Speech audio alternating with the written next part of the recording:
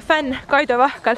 Nüüd on mängitud 3 mängu ning kuidas sa oled rahule jäänud meeskonna hooaja algusega? No ei ole rahule jäänud, sellepärast et ilmselgelt pettumus, et teine kodumäng juba ja eeldatava nõrgema vastu ei suudetud 3 võidupunkti võtta. Ei saa rahule jääda, jah. Aga sina kui fänn, kes käisid ka võõrsilmängu Flora vastu vaatamas, kuidas sa toda mängu hindad? Valitsev Eesti meistri vastu tuli teine poolega juba päris okeilt välja, et sellega võib enam-vähem rahule jääda. Aga tänase mänguga, jah.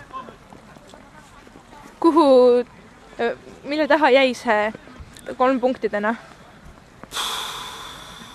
Ma ei oskagi niimoodi kohe öelda, eks kindlasti ilm jättis ka siin oma jälje, aga selle taha ei saa muidugi pugeda, et ju siis me ei tahtnud nii väga seda võitu, jah. Kui võrrelda nüüd eelmise hooaja algusega, et kas on midagi hullu, et on 3 mängust kogutanud 2 punkti? Kindlasti lootsime rohkem, jah. Ei saa salata. Meil on ikkagi eesmärgid suuremaks seotud. Selge, aitäh!